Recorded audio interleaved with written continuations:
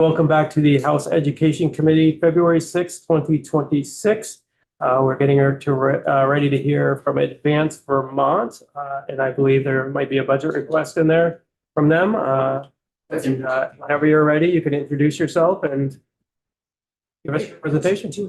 Hello, everybody. Good afternoon. Thanks for bearing with me as I get things going. My name is Tom Cheney. I'm the Executive Director of Advance Vermont. It's great to see you.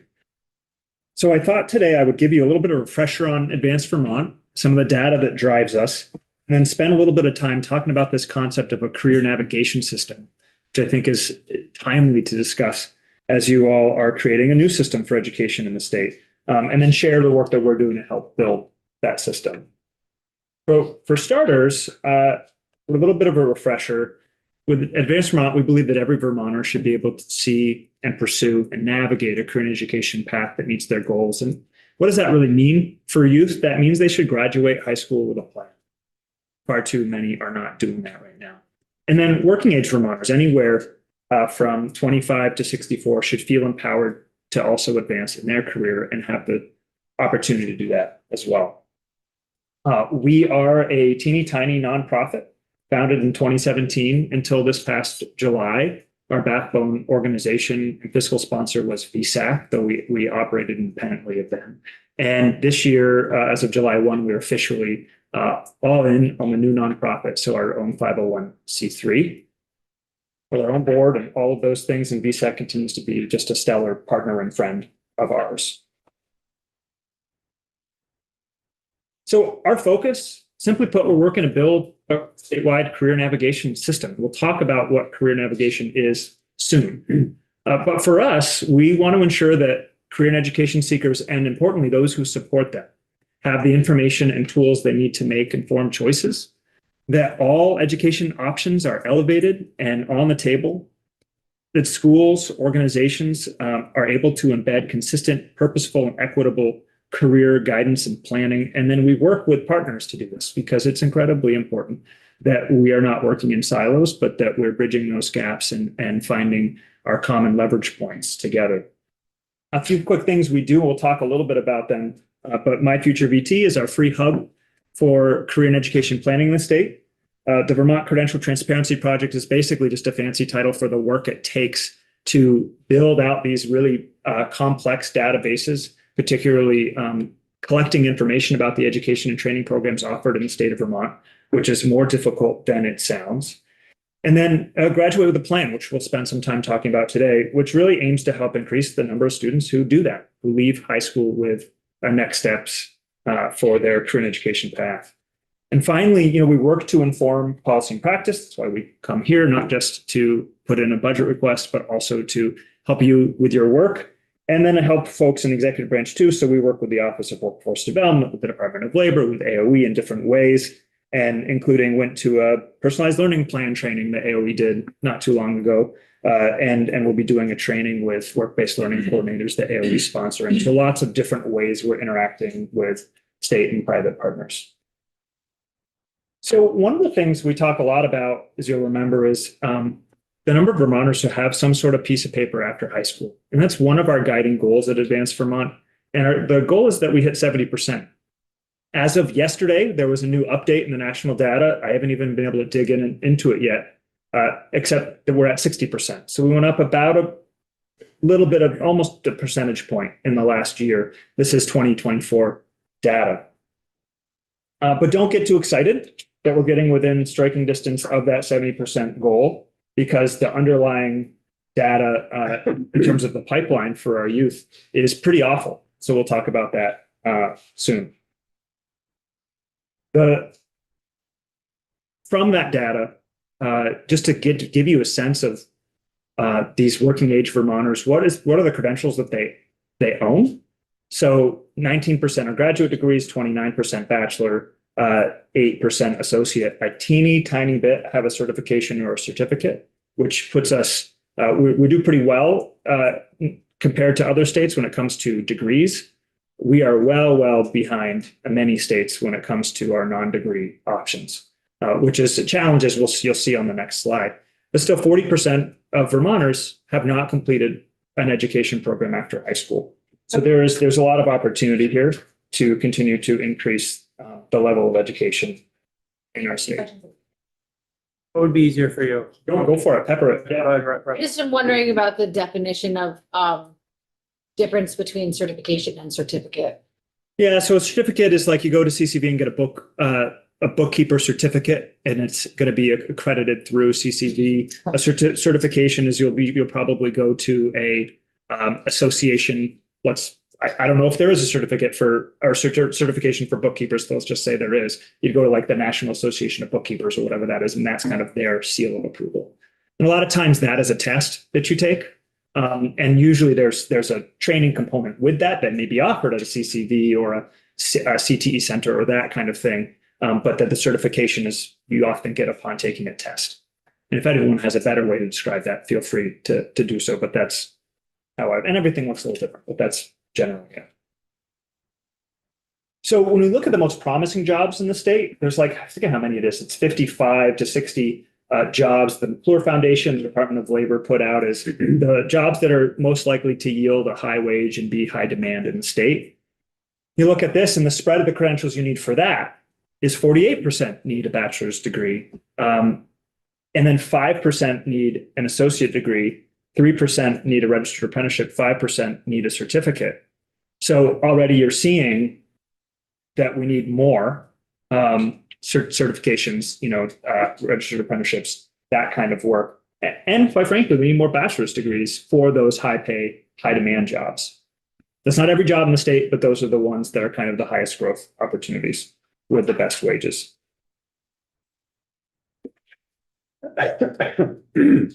So, okay. This is now, I shared this slide last year. I actually shared similar slides to those, I think, last year too. This one may look familiar. Of 100 students, 82 will graduate high school, which we don't like that to be higher, right? 73 will say, I'm planning to continue my education or training. Then look at the drop off. 40% will say I'm going to enroll in college, and then about 28 of those will graduate. Boys, low-income students, those numbers are quite a bit lower, particularly as you get deeper on this graphic. And then when you think about today, we have 37% have a bachelor's degree or an associate degree, and we expect only 28% of the current graduating class to earn a degree. That's a 9% slide based on what we have in our current population for a share of bachelor's and associate degrees. So that just shows you that we should expect that number, unless we do something different, to slide as much as 9 percentage points as we, people age out of the workforce and things and age into the workforce.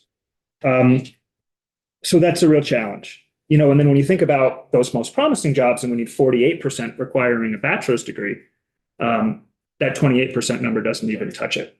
And that 28% number is a 2-year and a 4-year degree combined. Mortgage? Yeah. Do you track at all how many people leave high school and enter the military as opposed to any of the other? So I'll tell you, I was trying to find an updated number on there. One I was able to find today this morning was in the neighborhood of 8%, but that's a very old number. So I couldn't tell you for certain. It's not massive, but it's also not teeny tiny. I'm surprised that even 8%, that's fairly high. Yeah. So don't take that was an old thing that I saw. And I went to try to find it. I think that it may be on the Agency of Education's website, but it was down this morning. So that is a number that I'm happy to follow up with. Thank you. Yeah. So yeah, if you look at this and you say, okay, it's more than 40% are going on to something. They're doing a certificate or a degree, a certificate or a certification or apprenticeship. Maybe they are going to the military.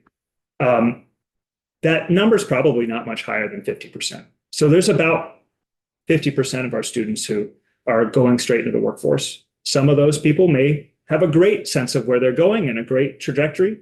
But I think it's fair to say most of them probably don't. And so there's a real opportunity for us in this work. So, okay, we're talking about career navigation. That's what we're going to spend the next couple of slides talking about. How do Vermonters, how do our youth, how do our educators, how do our parents rate how we're doing in our pre-K-12 system to prepare them for life after high school? And they say youth, career, and education planning falls short. So in the neighborhood of 3/4 of these folks rated as somewhat effective or less. So go to my school, I'm getting support to help figure out what my next step is. It's either okay or not good. And that's unacceptable, right? We want every single student to be able to graduate with a firm plan. And that is just one data point showing us we're not getting there. What we know from this is research that we did, by the way, and surveys of 500 people from across the state, that future planning is just insufficiently integrated. It's siloed within a school or within a district. There are pockets across the state doing it well and others that aren't. This isn't necessarily a rural versus urban thing. This is something that impacts virtually every school. And only a few, I would say, feel probably are firing on all cylinders here. So we need to be much more purposeful and consistent in embedding career and education planning across our pre-K to 12 system, and particularly our middle school and high school. And then student serving adults need support. In this survey, we asked, hey, what could we do to help you? And they need professional development. They need guidance. They need some direction for how to implement this type of system purposefully into their coursework and into the structure of their school. So I'm going to pause there with the data and just talk kind of bigger picture for a second. And it feels personal, right? We do expect that every student graduates high school with a plan.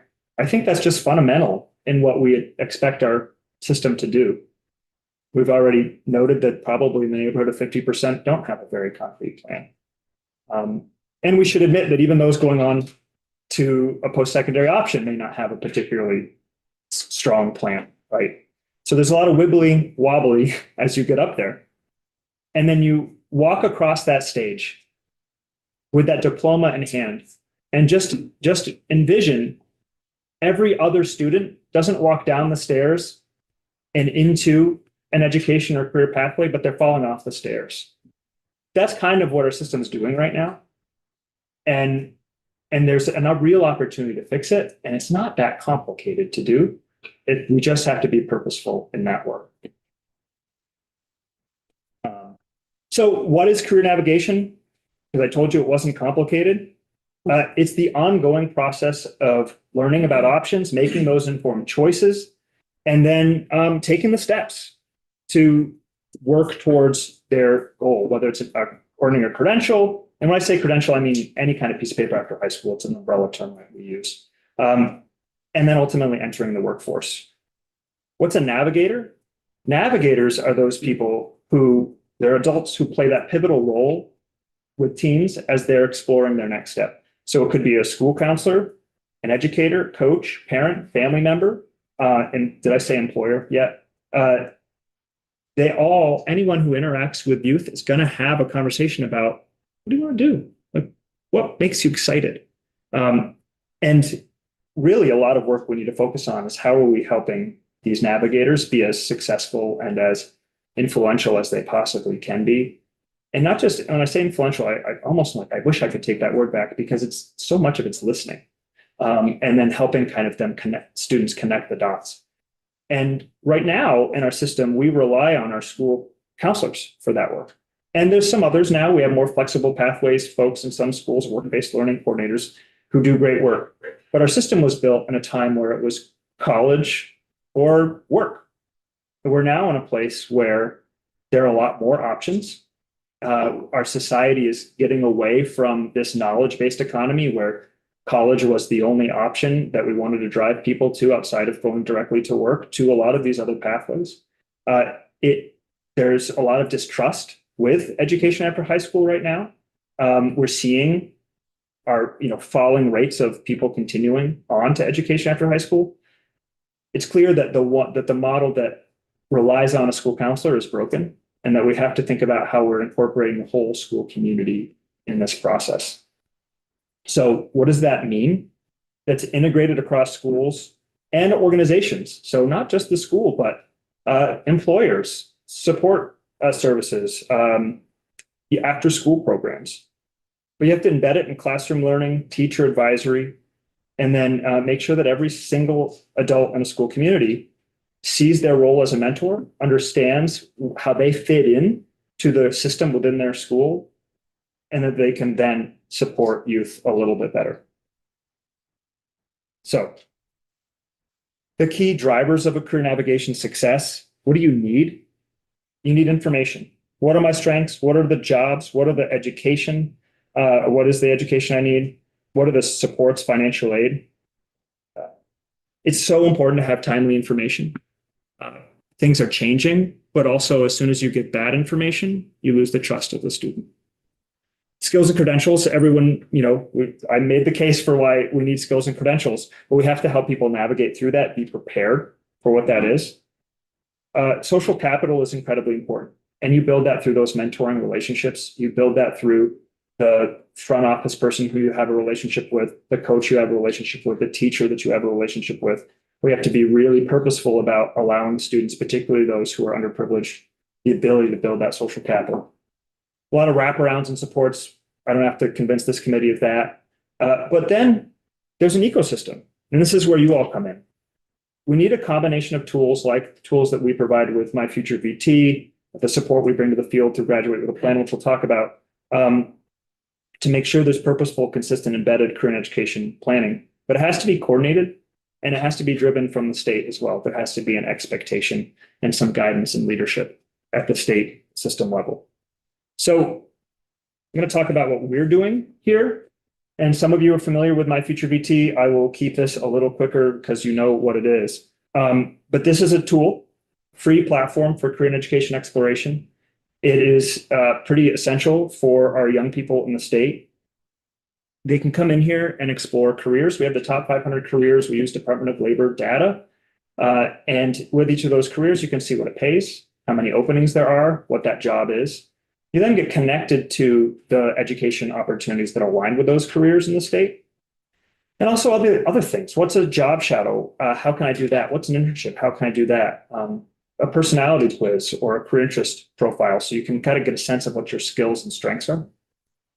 The second section is around finding education, so you can learn what the education options are, actually at the high level, like what's an apprenticeship or a certificate. Then find the education options. So this is what I was talking about earlier. We are the only place where you can go and see the vast majority of the post-high school credential-bearing programs. So everything from a CTE course to a doctoral program at the University of Vermont, you can find on My Future VT. We have, we'll talk about how many we have on the site in a minute. That is something that is unique. You can't get that anywhere else. We're the only people doing this. If we're not here, that data set goes away. So that's a little bit of the pitch ahead of time for the appropriations request. But that is a pretty important value add that we bring to this. Because if we weren't here, if this tool wasn't here, you'd have to go to a CT center, UVM, Norwich, whatever entity you're looking to get education, learn their website, figure out how to understand how they talk about their programs. We have it all apples to apples here. And within an online shopping kind of tool where you can compare the programs side by side as well. A lot of other information about how to pursue education, and then a whole nother section around what are the support services. So we know that youth and adults need a human being to help them as well. Tech tools are essential. And when you ask youth and adults where they go for their advice and their information as they're pursuing their career education pathways, a tool like this is right up there in the top 3 in most cases, but humans are too. And so often they're looking at their family, they're looking to teachers, but we need support services. So we have a list of 138 different support services. So this is from VSAC to Vermont Works for Women to the Department of Labor and everyone in between, where they actually have purposeful programs around career and education exploration. So 9 out of 10 users report that My Future VT has the information they need and that's easy to navigate, works for them. 90% say that they took a step forward in their planning or their journey after using the tool, including applying for a job or applying for an education program. So it's working. Over the last year, this is for those who've been paying attention to us over the last number of years, we've expanded our education options that we've been able to publish on the site from 650 to 950. It's pretty huge. There's not many left that we haven't published. There's still some schools we're working with. This is all on a voluntary basis, so it's can be a challenge to get that information up, and we don't publish anything they haven't signed off on. So there could be strong data quality. I talked about our database of support services has grown significantly. And what's most notable, I know this is a question that's come from this committee and others. How do we know people are using it, and are they using it in a meaningful way? And one of the best measures is that we can see a growth of in the schools, libraries, and other organizations sending their clients to My Future VT. And that is growing quite largely. And so for every corner of the state, there are different entities that are directing people to this tool. And this is an example of that, just two examples that we screenshotted of where the Department of Labor and then the Franklin County Industrial Development Corporation were sending people to our site. Or in the Department of Labor's case, actually working with people in My Future VT. Any questions on My Future VT or anything else? Because I just kept going. I actually do have a question on it. I'm not as familiar with My Future VT as some might. So is the My Future VT, is that for the both the users, such as the student and the adult that support the, like there's components in there for both? Yes. Yeah, for the most part, they're going to use the same information, but there is some more specific to the adults as well. Yeah. Yeah. So I remember the first time I heard you speak about this. Yeah. And I was thinking, where have you been all my life? And then I've heard you say the same similar spiel a couple of times. Yep. And I'm still waiting for, Yep. where have you been all my life? Like, I Yep. teach at U32 High Yep. School. Yep. We're not using this. Yep. Why are we not using this? Yep. That's my big question. Yep. You don't have an answer. I can talk to you offline about U32, but we do talk with your school counselors. They're great. And work with them. I just did a training where they were this fall, and I think it's excited That's about some great of the if other they're work. trained, Yeah, But no, if I understand. they're not working Yeah. with my students. Yeah. It's Yeah. not helpful. Yeah. Or Yeah. if they're not training me to work with my students, it's not helpful. I say the best thing that we could do to get this tool into more people's hands is more support getting it into people's hands. So there's 2.5 of us at Advanced Vermont. We're running the organization. We're doing, we're making sure the site works. We have this whole other thing that I'm going to be talking about in a minute. We can't get to the schools we'd like to, or to do the trainings with teachers that we'd want to. We just don't have the funds to do it.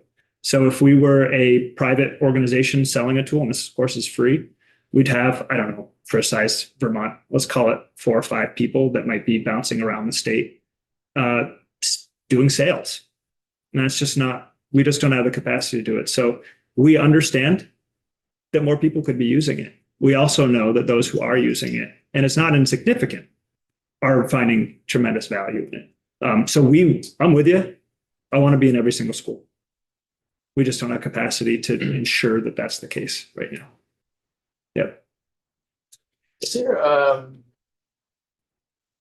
want to say, I guess, like, how do you make money? I mean, do colleges advertise on here? Do places advertise on here? Is there like want ads, jobs?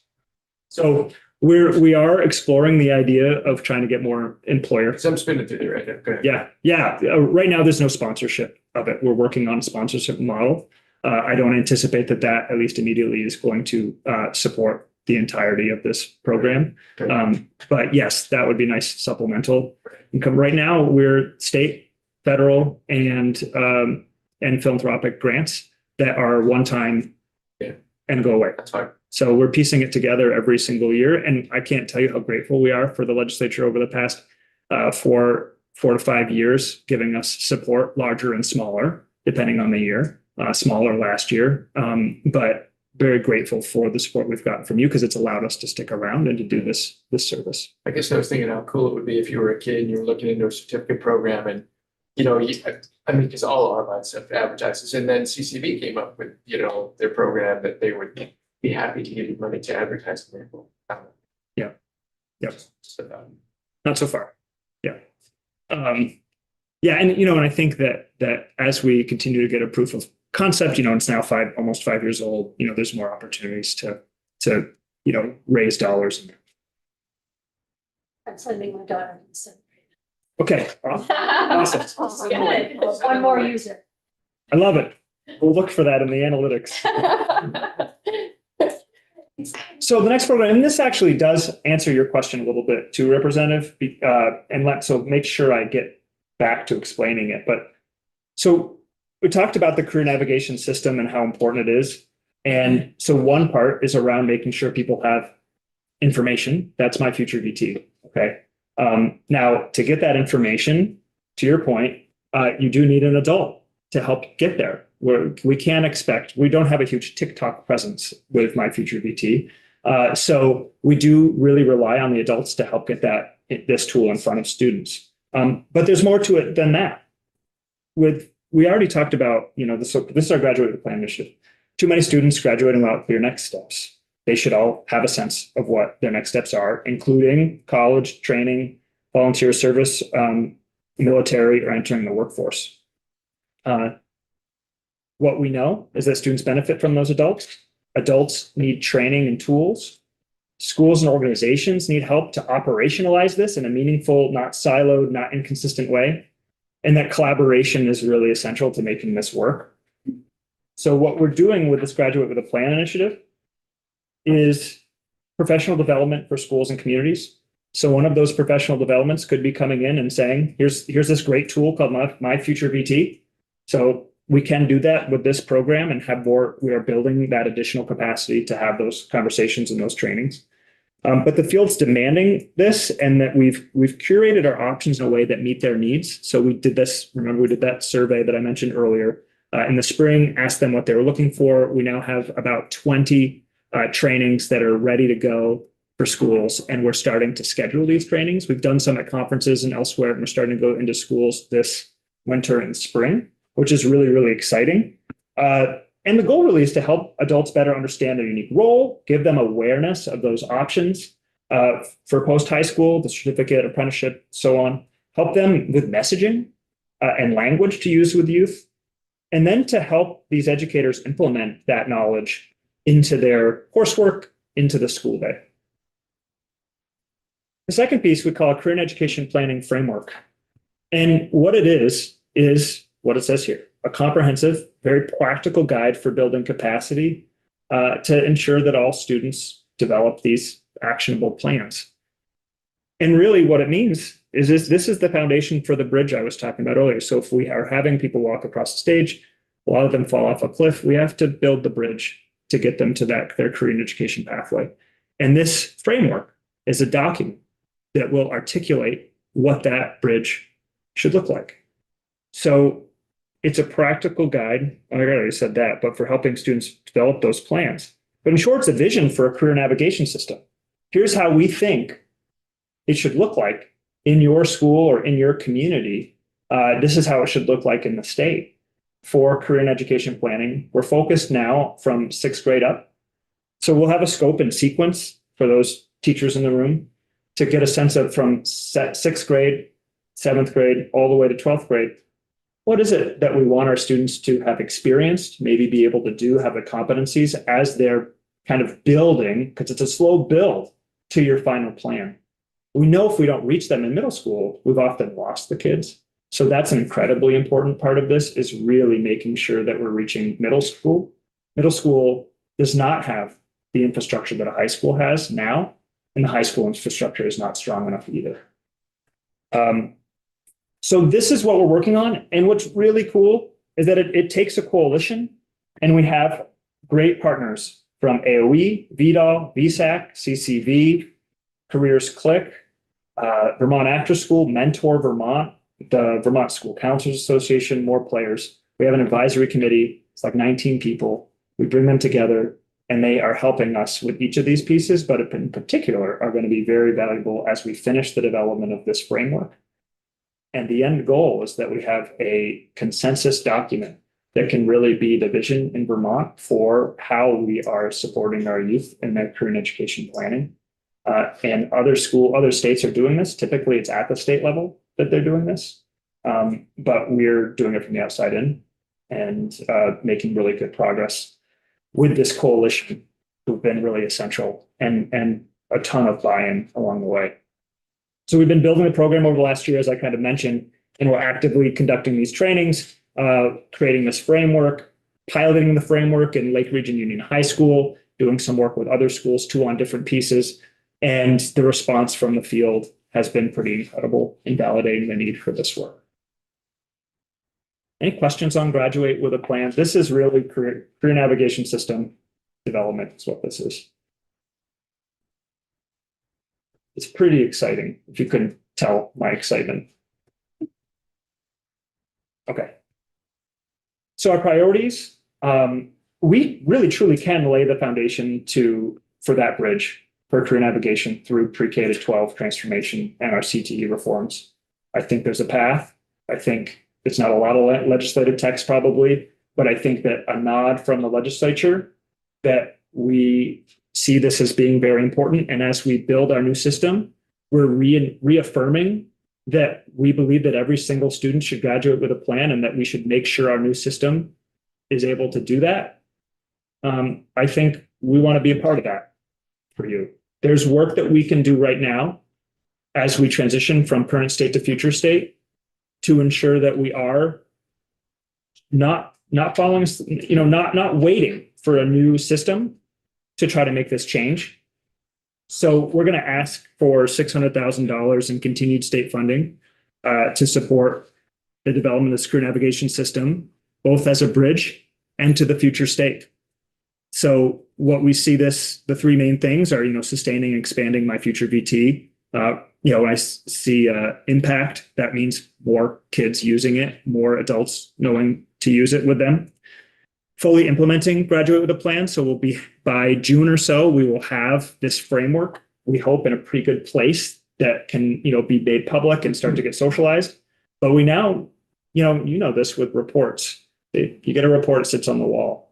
We have to make sure that it's implemented, that schools then have the professional development as well as the implementation expertise to turn their teacher advisory system into one that has monthly modules around career and education planning, that they are purposefully embedding it across their curriculum.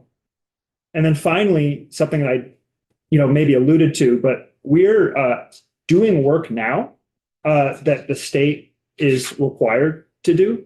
So there's some statutory charges that the state published lists of those credential-bearing programs we have on My Future VT and that database of support services.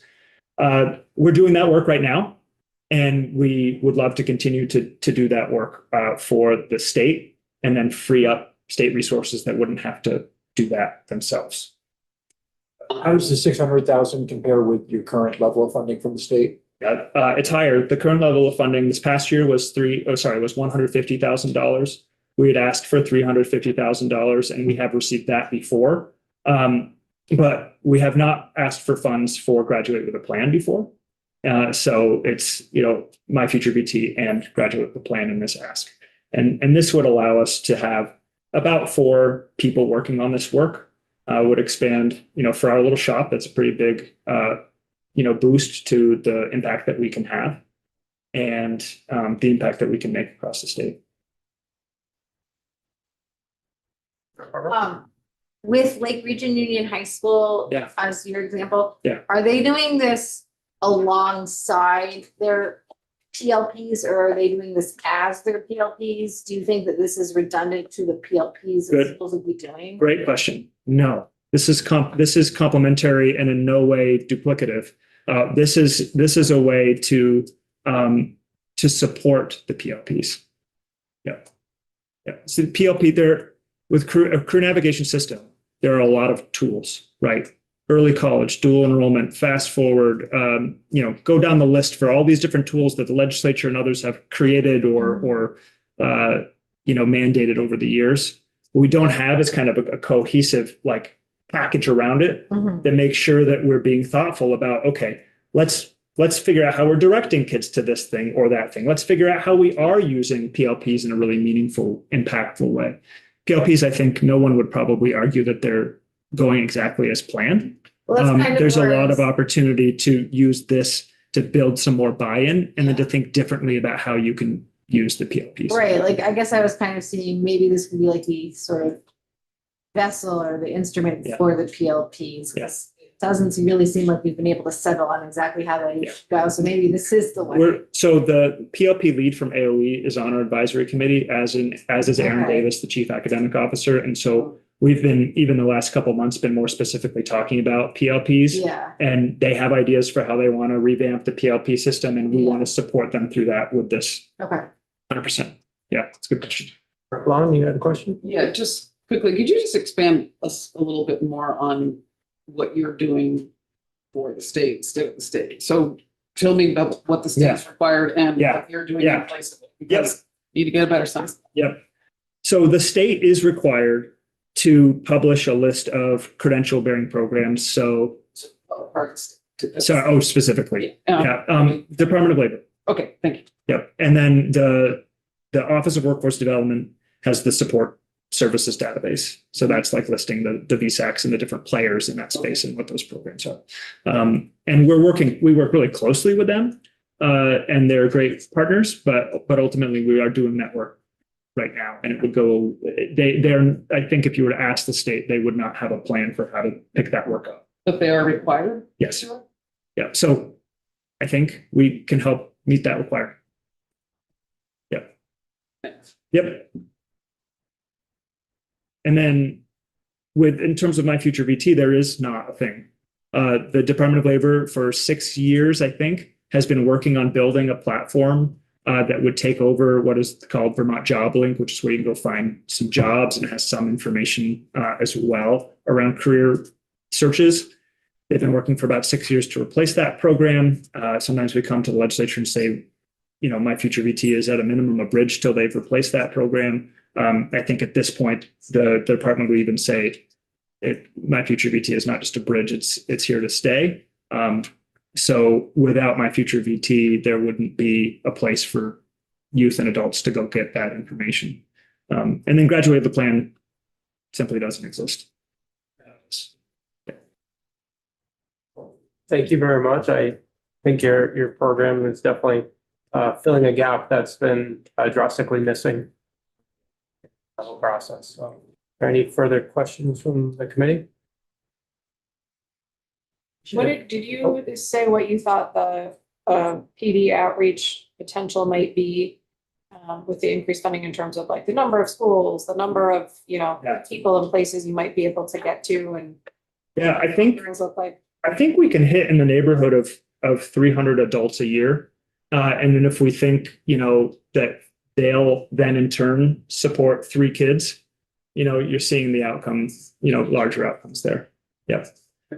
And each person that we reach isn't hopefully not just teaching for a year, but that the skills that we help them develop, the understanding and role that we help them develop, that'll stay with them.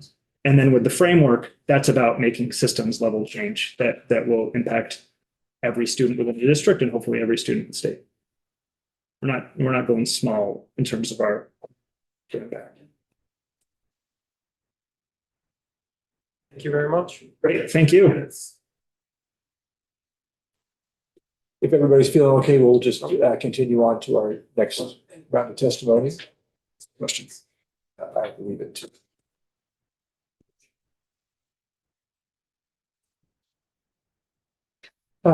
Okay, so I think today's agenda in front of me, we now have middle school, right? It's Drew Barrington's online, Ray Karen's online, and then. Great. Drew, it looks like you're getting your stuff all together here. And whenever you're ready, we look forward to your testimony. Thank you so much. Can I be heard in your room okay? It's coming through loud and clear, and just for the committee's context. So this is just an opportunity to sort of get a continued understanding of the independent therapeutic school services that are out there and how they fit in with services provided to public school students who use them. And so we have today a bit from the middle school, and then we have a bit from designated agencies that also operate therapeutic schools. Thank you so much. So, Chair and members of the committee, thanks for the opportunity to testify today. My name is Drew Gradinger, and I serve at the Kindle Farm School, which is a therapeutic school operated by HCRS, which is a designated agency for Windham and Windsor County. Just a little bit about me. I sit on the senior leadership team of HCRS, and I also am on the executive team of Vermont Independent School Association and the Council of Independent Schools. So it's So I'm gonna really a ask pleasure. I'm gonna ask you to hold for just a moment. The folks from the middle school apparently have a tight deadline here, and if you don't mind, if you can hold, we'd Of love course to I can. have them go first, just because I know they have to be on their way quickly. My pleasure. My pleasure. I am at your service. Does that work for you guys? Can you Yes, thank move into testimony mode quickly? Great.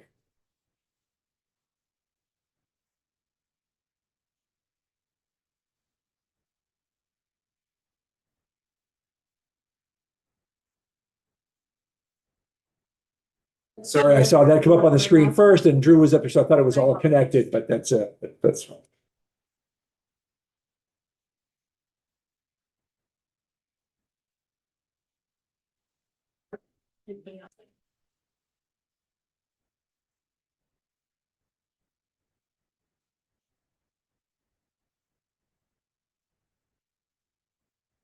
Hello, good afternoon, Mr. Chair and members of the committee. My name is Elisa Walker, and I'm the school director at the Mill School. We are a small therapeutic school in Winooski, Vermont. I worked in collaboration on this presentation with Ryan Erickson, one of my teachers at the Mill School, and our school founder, Dr. Feeney, who's sorry he couldn't be here today. Before we begin, during my testimony, you're going to see some photos of some middle school students and their families, and I just want to assure you that we have written permission to share. I want to start today with two urgent questions about education in Vermont. How do we ensure that all Vermont students receive the education that they need? This is the first question. Every Vermont child has a right to an education that prepares them for a successful life, and we all have a moral obligation to make good on that promise. And this is the second, how do we afford it? We have limited resources, and education is not exempt from this. Money squandered on inefficient or ineffective programs is both fiscally and ethically unacceptable. These are two big, complicated questions. They don't have simple, easy answers. Their solutions are going to be complex and multifaceted. What I want to talk about today is one small but vitally important part of that solution, which is therapeutic independent schools in general, and our school, the Mill School in particular. First, I want to give you some idea of the population of students that are served by therapeutic independent schools. As you can see, it's a tiny proportion, less than 1% of Vermont's overall student population, but with disproportionately high share of those with special ed needs. I also want to take a moment to distinguish therapeutic independent schools from non-therapeutic independent schools. So therapeutic independent schools like us serve less than 1% of the student population, about 5% of those who have special ed needs. Non-therapeutic independent schools serve about 10% of the total student population, but less than 1% of those with special ed needs. So though they're operating both independently of the public school system, very different sorts of schools serving very different types of populations of kids. So let's zoom in for a second and look at our school's population, which I imagine is probably pretty similar to some other therapeutic independent schools. The kids we're working with are disproportionately poor, and the severity of that poverty is increasing, as you can see. I'm leading with this not because poverty is the single most important determinant for students' ability to access their education, but because it serves as a proxy for a whole host of additional indicators: housing insecurity, food insecurity, access to physical and mental health care, to name just a few. In addition to trying to navigate school and poverty, our students are also trying to navigate DCF, juvenile justice, substance abuse, and many of them have a history of trauma. Some students are dealing with all four of these simultaneously. And these are the sorts of intersectional issues that public schools are just not designed or researched to adequately support. And this is why we need therapeutic independent schools. There is a population of students whose needs exceed public schools' abilities to provide. While not all students who come to therapeutic schools have spent time in a homeless encampment, some do. A few of our students spent time in the one shown here.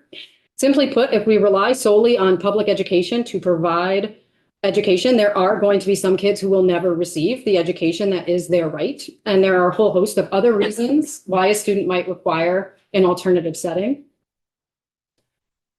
Some students come to us after having physically destroyed rooms in their previous schools. Some of those students have proceeded to destroy rooms in our school, as shown here. And public school staff typically do not receive the training or the practice in how to safely isolate such a student without restraining them, while quickly, calmly, and efficiently evacuating all the other students and staff in the building. Our staff do. We have systems, we have procedures, we train for this, as I imagine all the other therapeutic independent schools do as well. Post-destruction, public schools often struggle to help such a student repair the damage, both physical and relational, and reintegrate back into the school population. As you can see, this is the same wall. More on this later, but again, we have a lot of experience doing this successfully. Some students have needs that are beyond what public schools can provide, including emotional impairment. This one doesn't have a picture, and that's because when students are in emotional crisis, we're not taking photos, we're providing support because that's what those kids need. Most of our students have experienced trauma, often repeated trauma, and this history of trauma means there are often emotional reactions that are unpredictable and extreme. And as a consequence, these students are obviously struggling both academically and socially. In our school in particular, we have multiple trained clinicians to directly support these students and to provide insight and advice to all of the other teachers and all of the other staff to better manage those students. In our staff meetings, we go over every single student every day, their emotional triggers, their responses, how to recognize when they're becoming escalated, strategies to de-escalate and re-regulate them. We have explicit coaching to help recognize those signs and how to navigate their social relationships. It's just a level of service that public schools are not equipped to provide, but without it, these students are not going to be able to access an education. It's also the reality that every single one of our students is on an individualized education plan and receives special ed services. You know, the reasons for these IEPs can range from ADHD to dyslexia to autism to auditory processing disorders to traumatic brain injuries to a whole host of other issues. Many of them have multiple diagnoses. Because we only take students in grades 6 and above, often when they come to us, they're coming off years of unsuccessful interventions and are correspondingly just years behind academically. In the past year, we have taken on 2 middle school students who could not identify all the letters in the alphabet. All other students are just simply discouraged by years of struggling, often unsuccessfully, to learn in a public setting. Remedying this situation is a long, hard road. It requires extensive academic support and differentiation. Our special educators work with classroom teachers to ensure we're meeting each student where they are and providing that differentiated support that they need to move forward. Both of the students I mentioned earlier, the middle schoolers, are both reading basic sentences now with reading intervention that we've been able to provide on a daily basis. And we're not concerned at this point about their ability to meet their reading and writing requirements by their expected graduation date. In addition to the supports in the previous examples, there are several qualities that make therapeutic independent schools like the Mill School especially well suited to serve the educational needs of students who have been unsuccessful in public schools. Every educator in every school is going to tell you that relationships with students are important.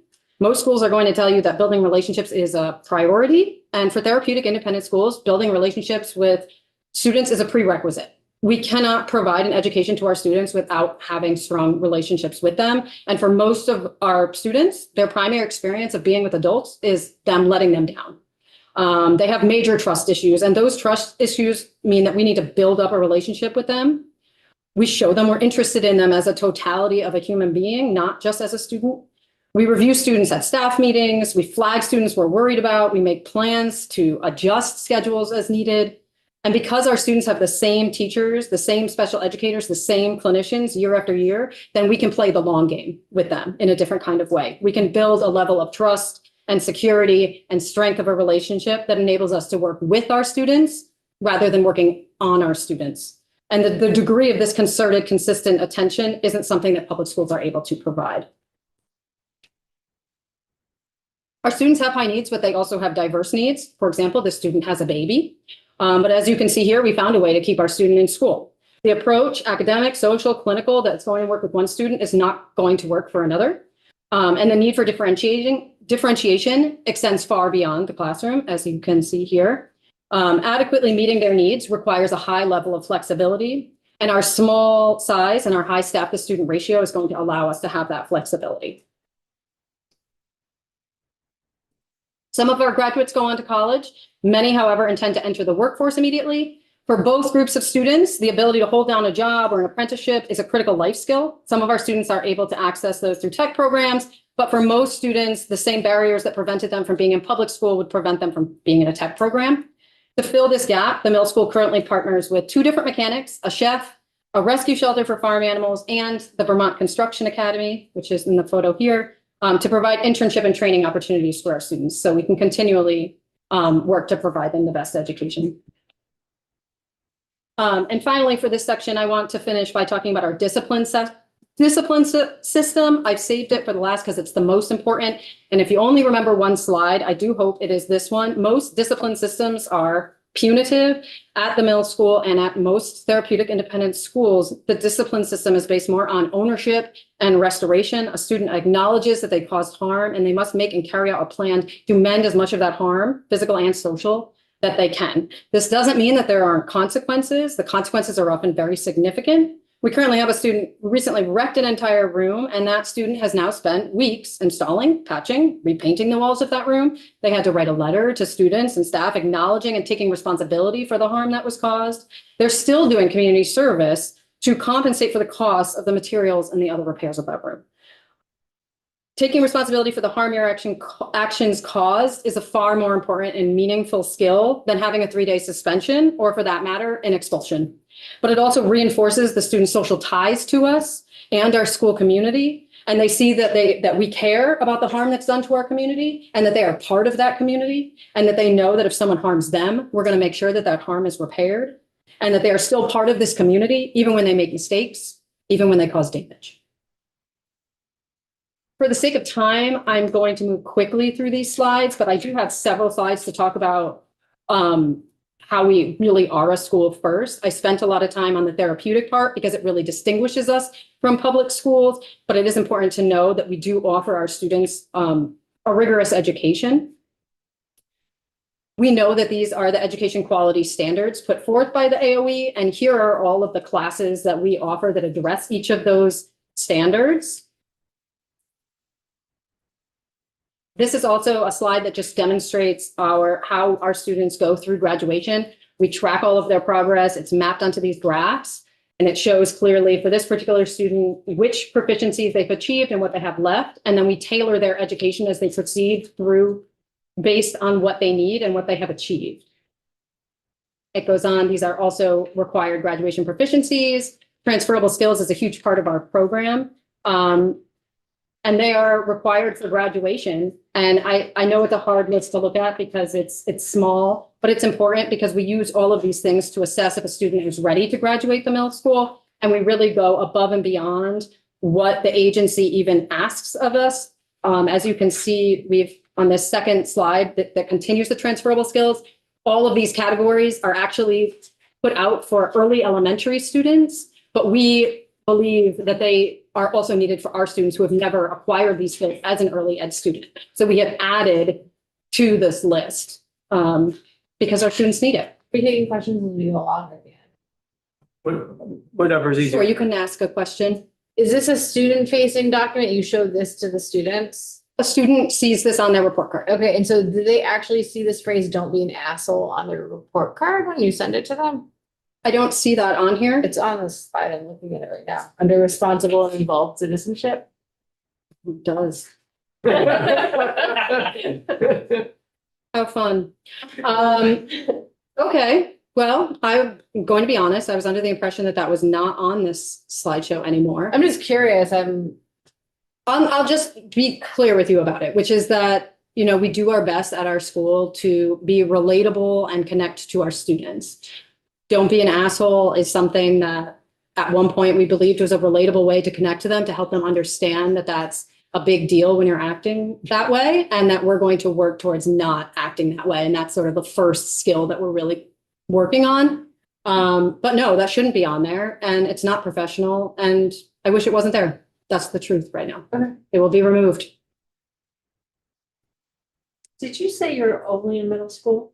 No, we serve students from 6 through 12. 6 to 12. Yeah. It's not residential. They go It is not. home. wherever Correct. That might be at nighttime. Yes, which may be a hotel, which may be nothing, which may be housing in flux. It might be a Where are camper. you located? We're in Winooski.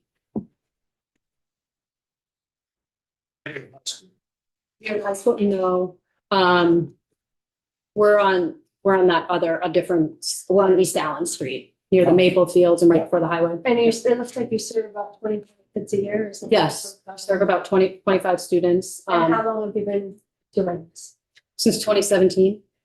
Thank you. Sorry for all the questions. No, you're fine.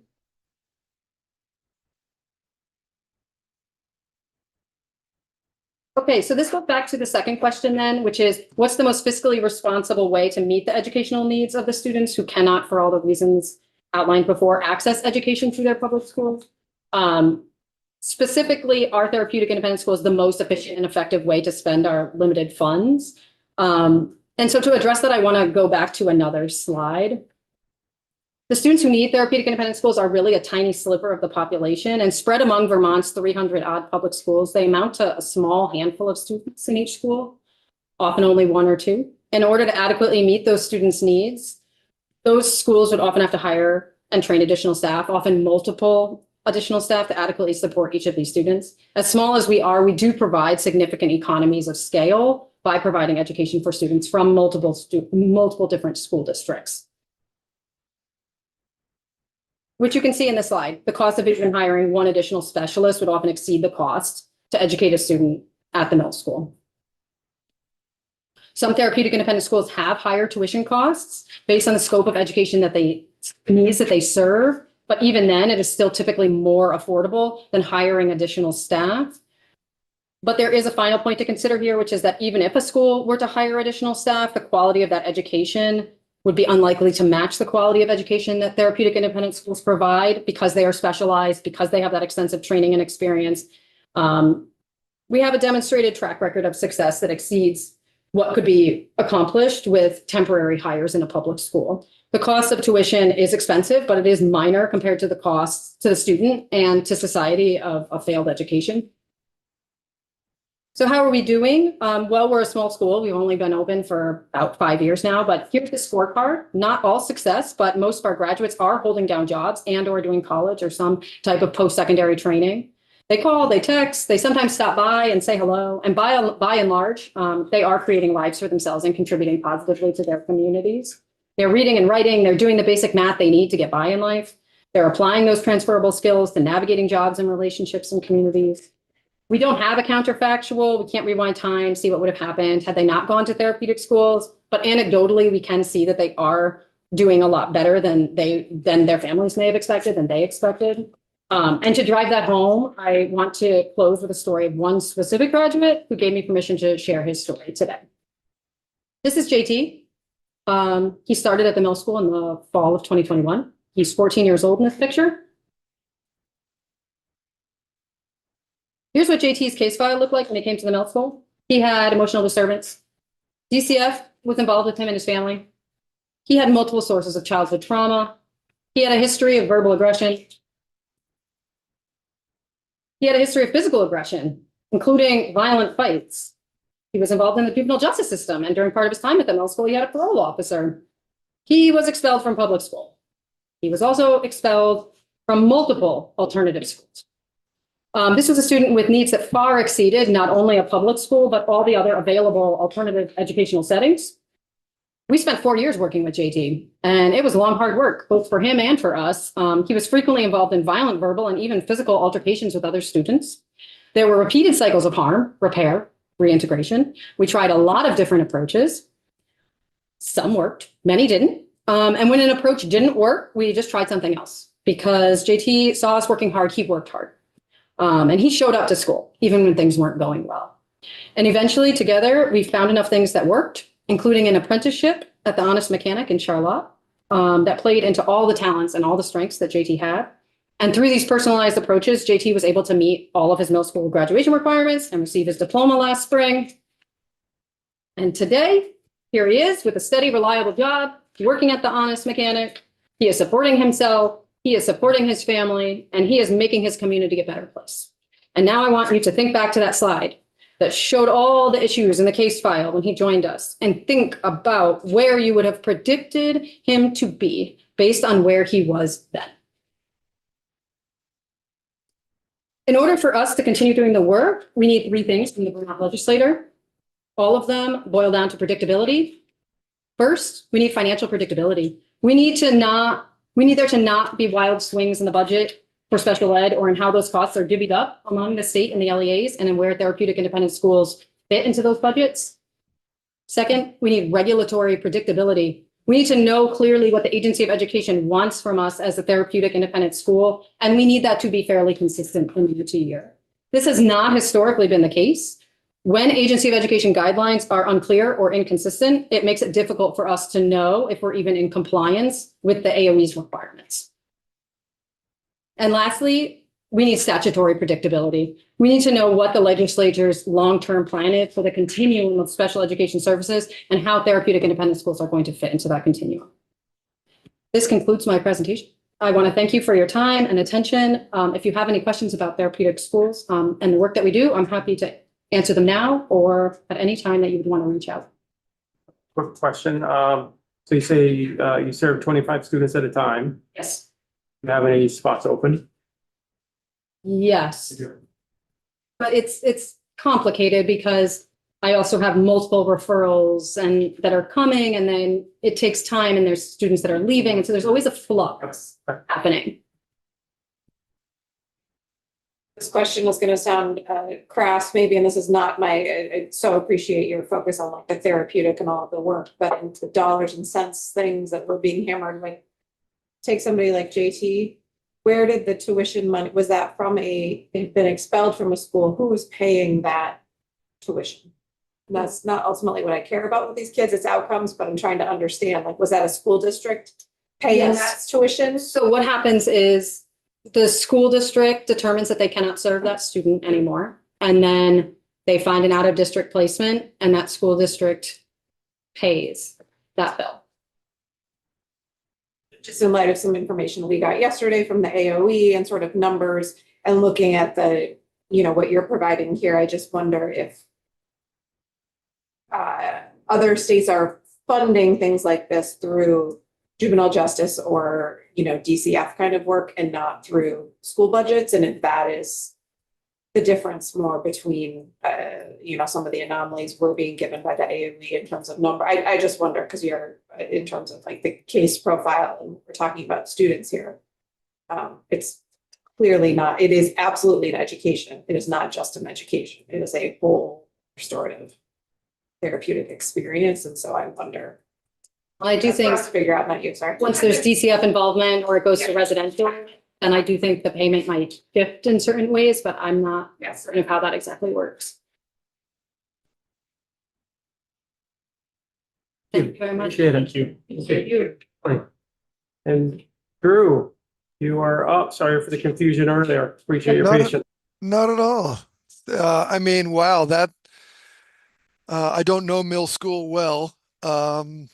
And watching that, the similarities between our school just right off the cuff is pretty potent. And the slideshow is cool because I don't have one. So, but so that was really great.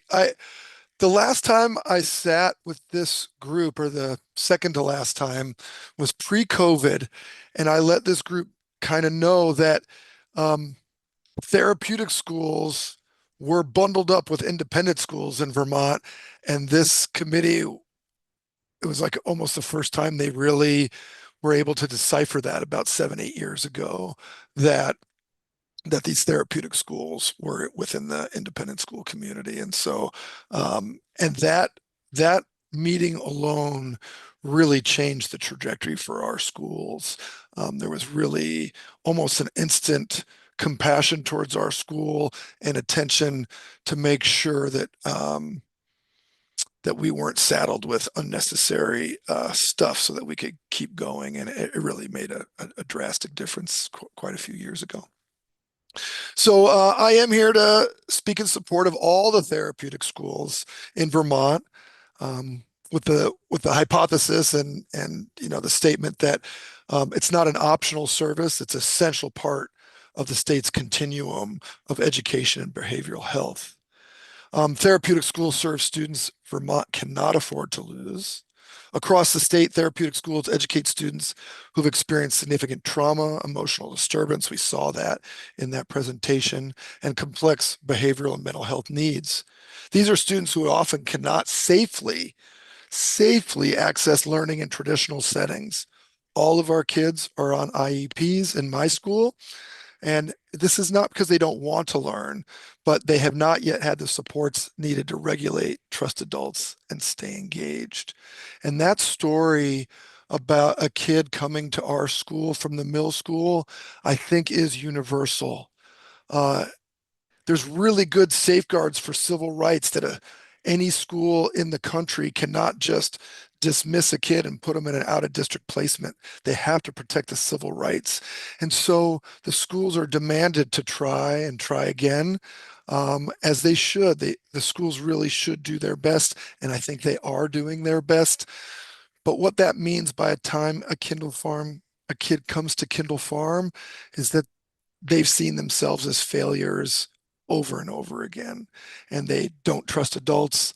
They don't consider themselves learners, and we're really starting at a very Maslow hierarchy base of needs to get the student's ego back into being resilient.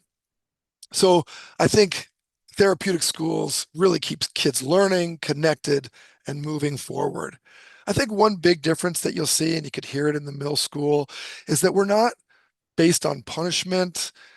We're really based on accountability. In therapeutic schools, we reduce power struggles and these power over dynamics that these students often feel. We prioritize emotional and physical safety. We rarely use suspension. Our students are really good at knowing what the safety markers are of their school, breaking them, and that means they don't have to be in school or in difficult environments that are edgy for them. And at our school, students learn to replace old habits with new skills to regulate, to communicate, problem solve, and repair.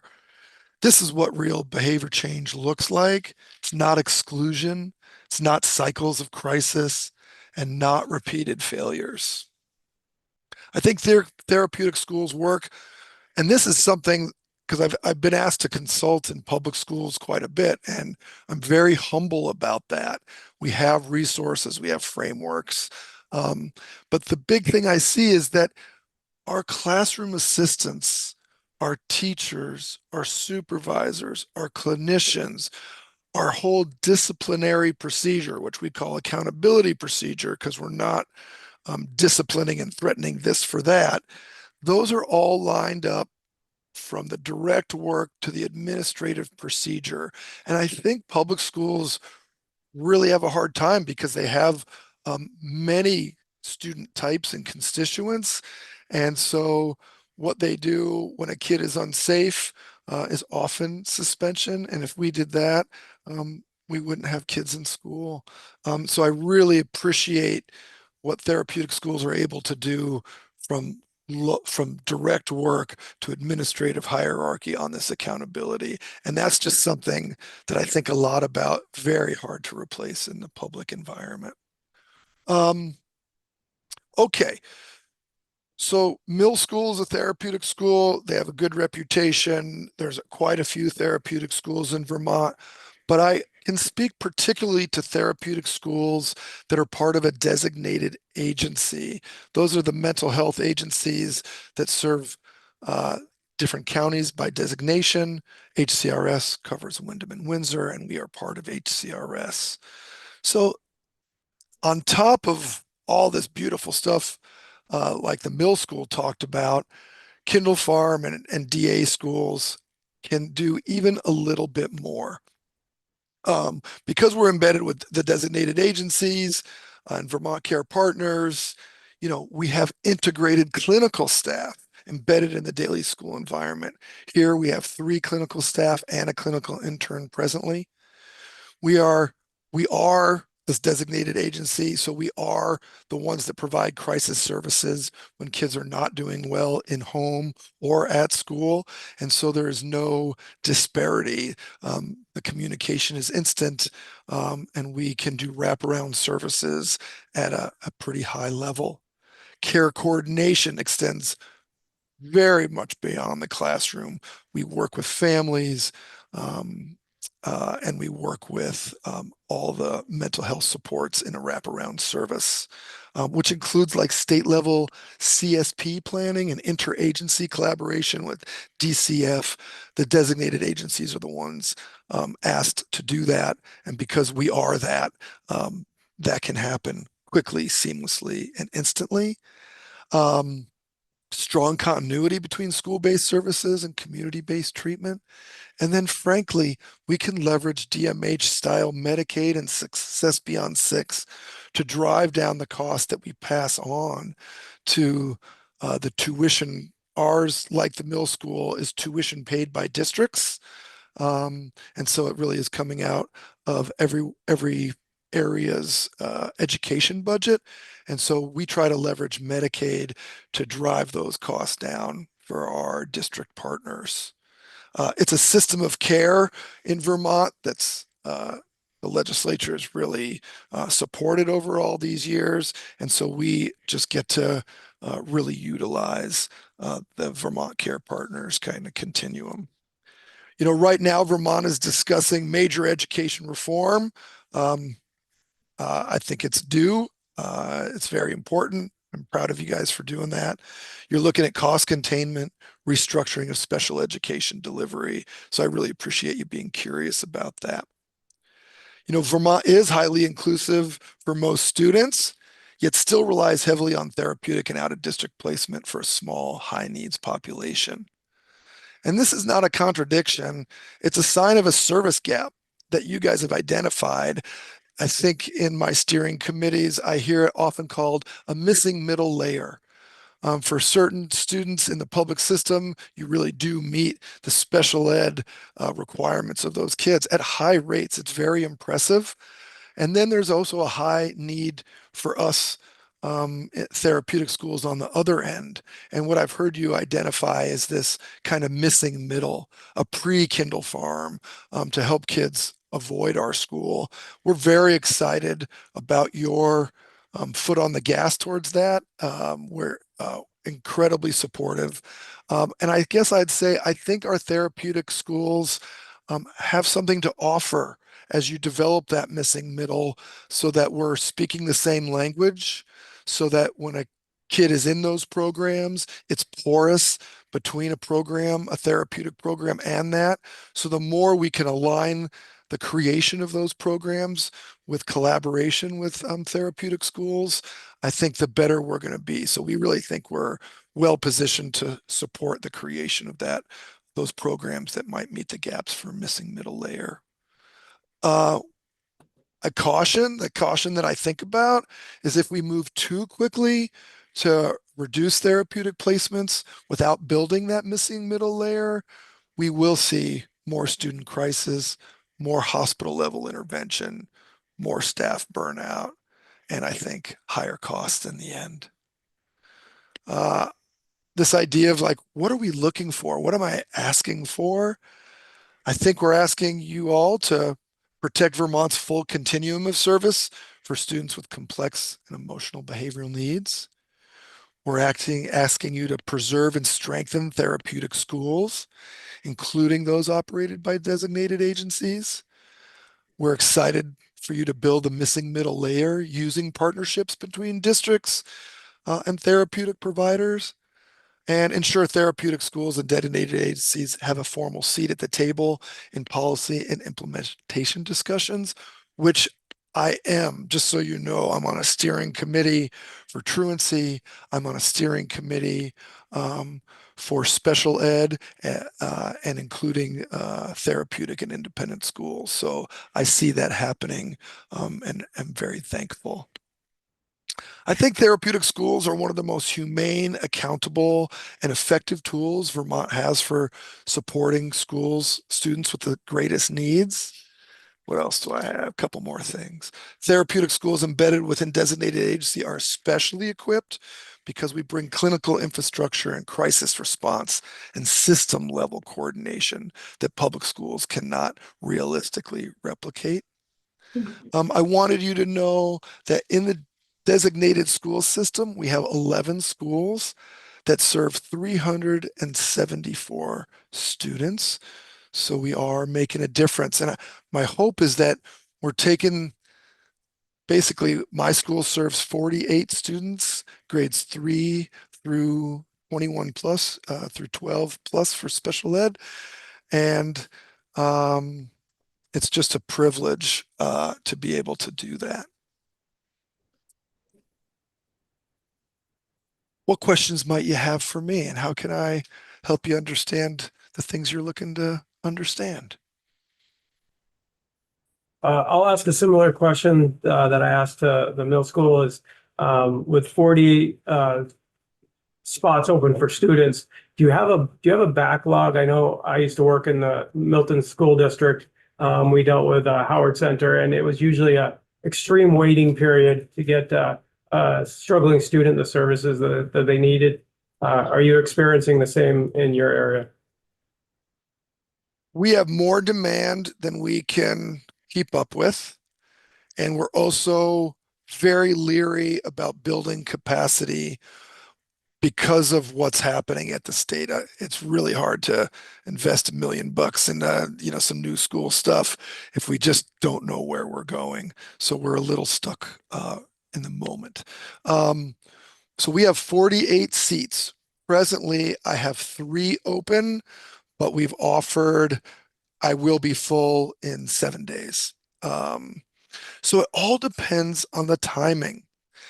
And right now, in the middle of the year, to take a student with super high acuity is really hard because we've assigned our most experienced staff to the kids coming in at the beginning of the year. And so what we often do is ask these kids that are on the cusp, even for us, to come in at summer when there is academic demand, but it's less than the school year. And that's a good kind of ground for like testing a kid, making sure it's a good fit without a lot of financial dollars behind them. And if they don't succeed at camp, it doesn't feel like such a deep failure. And then at the beginning of school, we can really build the program and make sure that our kids with highest acuity are a little bit spread out, have our most seasoned staff, and we're kind of prepared for them. So we are almost always full. We usually only lose about 2 to 4 kids a year because they just can't keep it safe enough even within our program. Then we have kids move and DCF placements and things like that. So it's really hard to say at any one time. So some of these kids that we're letting in this week only applied 3 weeks ago because that grade level 2 kids, the district didn't have a place starting in September. And so they had to do something, and then they pull them off our waiting list. And so it's just very varied. But I do think our local districts wish we had more capacity, to answer your question, but it is complex. Thank you. Mm-hmm. Did I just hear you say that you have every year 2 to 3 kids who even you can't sort of accommodate? Yeah. Because for safety reasons? Yeah, either that or they're not attending and engaged enough. And it really, our LEAs don't want to be spending money that isn't being reaped. We totally agree with that. And so we really line up in lockstep with them to make sure that kids aren't accessing education, that we're not just dragging that along.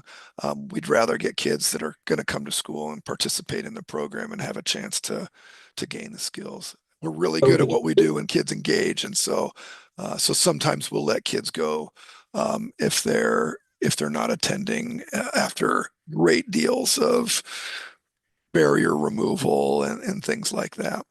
Yeah, thanks. From a safety point of view, I just sort of was wondering, well, if not you, then who? I mean, I gotta tell you, that will bring tears to my eyes. Yeah, I figured it was a depressing question. It's a little depressing. I mean, we used to kind of think that the retreat was one level up Uh-huh. from us, and it really wasn't at the time. I mean, the residential component may have been, but there really is almost nothing in our catchment area down here. There is community school. They go K to 8, I believe. They're not quite as robust in us. So usually if a kid fails out of community school, they look at Kindle Farm. But if they fail out of us, it often goes to tutorial programs and things Yeah. like that. We do have this weird little track record where, and it happened this year, we had a senior that was not safe. He only had 6 months to go. We've known him for 5 years. He's like family. He is now wanted to come back. We would not let him without some proof that he was serious. So he's in a tutorial program, I think doing pretty well with the goal of coming back summer and fall semester to graduate. And when kids choose to come back, they typically ace it because they kind of know what they're getting into. They've been removed. They realize what they miss, and quite often they're ready to go at some point and then come back and do quite well. So it's never too late. Could you describe, the term tutorial program is in a lot of statute around Yeah. education funding. Can you talk about exactly what a tutorial program is? Yeah, we don't offer one at the moment, although I really am interested because I think it would make us more porous. So if we can't handle a kid, but there is no place for that kid to go, we could still maybe do like a partial day, maybe in their community, or something like that, more successful. So typically a tutorial program would take curriculum either from the public school or sometimes in the case of an independent school like ours, and they would have a partial day and do just the academic bare minimums to keep a kid engaged while the public school looks for a more robust placement. And so I kind of consider it a stopgap. I think even 5 to 7 years ago, school districts really leaned on that stopgap, but maybe too much. And then the AOE stepped in to make sure that it wasn't the entire schooling program. And I think those tutorial programs actually became inside the AOE's regulation. And I think things have really improved greatly in those programs. I think they really kind of are able to help school districts kind of meet that middle when they don't have any other options. But I can't speak super professionally about them because I don't run one of those yet. So that was very regulated helpful. like that. Thank you. It's Emily Long, and I just wanted to say thank you. I have been following, of course, as you know, I live in Duquesne, and I've been following Kindle Farm since Bob Bursky founded it. Oh, wow. And I just want to say how much I appreciate, having been 30 some odd years on my local school board, how much I appreciate the niche that it has filled. And I just wanted to also acknowledge the shift when you partnered with HCRS, and it sounds like that's working well for you. And if it isn't, I would love to hear more. But can I tell you that story? I would love to. Yeah, I think it'd be really great for all of us to understand what went on. I think it's a really important story. And I'll be candid with you all. So the story goes like this. Bob Bursky was our original director. He was quite a wild person, but his DNA is here. He developed the school day, relationship-based, very varied therapeutic activities, horseback riding. We take about 17 field trips per day. 70% of our kids are off campus at the Boys and Girls Club, blowing glass and things like that. So that's our history. And in about 2018, there was financial struggles, and Kindle Farm we could not settle our bills. And so our board threw a Hail Mary to the CEO of HCRS, who said yes on a weekend without looking at our assets, our fiscal anything. They just saw the similarity of mission, which I did not know how aligned it was, but it is a dovetail. And so basically we couldn't afford to exist and we needed help. And I think because HCRS had Medicaid in their sales, we could leverage Medicaid for the first time. So HCRS came down after some negotiation. They finally said, listen, you have to be HCRS in order to leverage Medicaid. And we were petrified, right? We're this small little place. We're mavericky. We're cool. And HCRS is a monolith, like it's 600 employees. It's almost like a corporation. I think the reputation wasn't as good then as it is now. I think it's a stunning reputation now. And we were petrified by it's definitely a merger, not a takeover, but we were fairly petrified of that. In the end, this agency has an HR department and can manage that 1,000 times better than I could as a sole director. They have a facilities department. They have an IT department. They have a clinical crisis department, and a financial set of eyes that is just huge. And so what they've done for me, because I've been here that entire 30 years, not in leadership. I started as a classroom assistant, but I've been here for about 17 years in leadership. They took the vast majority of the workload of these things that make a business and allowed me to focus on being a trauma-informed school with best practices that just go above and beyond for kids. And I can call an IT department. I can call the clinical department. I can have an HR deal with whatever craziness comes from employing 50 people. And so it's just been, I give them an A+ for allowing us to keep our unique model, for bringing clinical expertise, and for giving us the headspace to get better over those years. It's been phenomenal. And I would have guessed I would have given a failing grade when I first jumped into that. Thank you for that, Drew. I really do appreciate it. And I just wanted to make sure everybody understood the partnership with our designated agency that you've created. So thank you. There's one thing I can't speak too much to. I do think, I really am proud of being able to grab some Medicaid mental health dollars and drive down the cost in the AOE system. There is a model called CERT schools. I think 2 of our schools are CERT schools, and they are able to leverage even more than I am. I can't speak to it. I don't understand it, but I do know there are several models that try to leverage some of this mental health money to bring down AOE education costs. And I'm really curious about as many ways we can leverage that.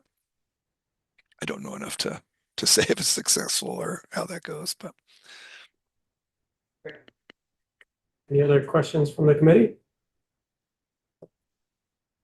Thank you, Drew. Thank you so Appreciate the, much. testimony. I really appreciate your work. Thank you so much. Thanks, Drew. Take care. Okay. Take care, everybody. Yeah, I do. Just to sort of say, so we're done for the day today. Hey, last thing is I put in an article I wrote. It's in the Vermont Digger. I put it in the chat. It's about how I think therapeutic school serves the state of Vermont. So I just put it in the chat for you. You may need, the chat doesn't really work on. I already said it.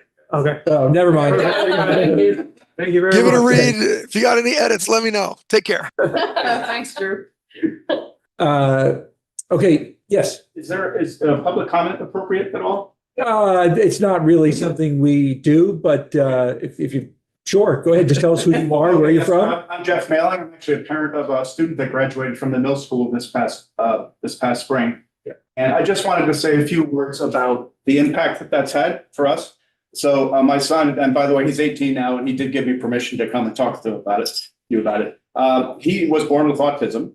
And I was reflecting back on that, and I was thinking of all, as a new parent, it's my first child. And I was thinking of all the hopes and dreams, that you have as a parent when you have a new child.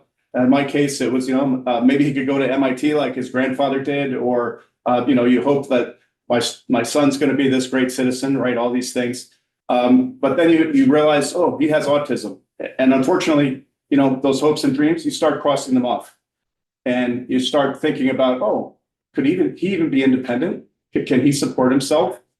Like, wow, this is way different than what I expected. And so what my experience was getting into elementary school. He went to the local school in Grand Isle School. And then we started getting problems from the school, much as Elisa mentioned, disciplinary problems. He never had a safety issue ever. These were all non-compliance to work expectations, types of disciplinary things, refusing to do the worksheet.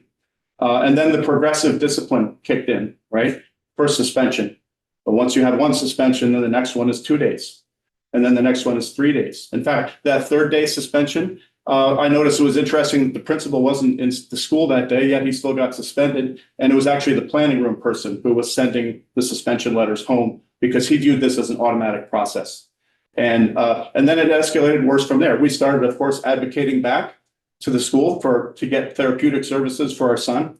And they took an unusual step of inviting an insurance attorney from VSBIT, the state's insurance fund, came to an IEP meeting when we didn't have an attorney.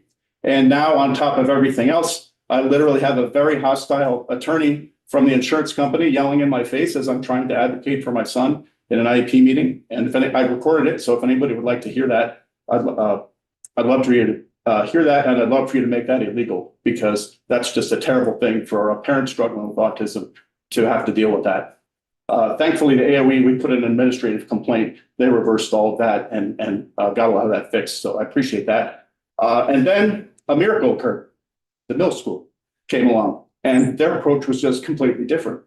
So I wanted to just, well, first I'll tell you that my son is graduating. He's now a student at Vermont State University in Randolph. He's in the electromechanical engineering program. And he's I'm proud of him. He's going to be a great engineer. That all happened because of the turnaround that occurred at the middle school. And I think an important point from me, Alyssa described to you how the school process works. It also works on the families. What she did, what that program did, is restored my family. Before all those discussions around the dinner table were all about how do we deal with this suspension? How do we deal with this lawyer harassing us? And that just went away.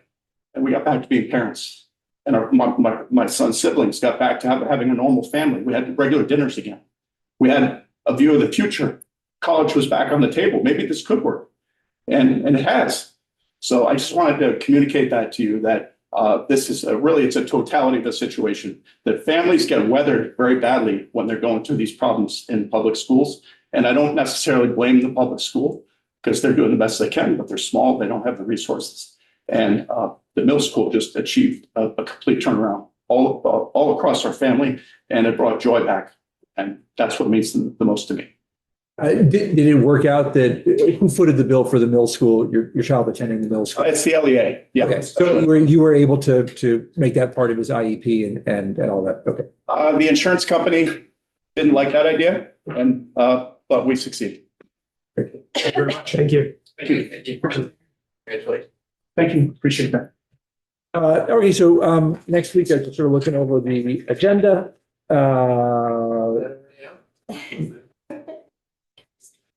So, we'll have time we're going to have time every day to talk. So give it some thought and all that. And we will also have time with superintendents, time with AOE, time with potentially VSBA as well.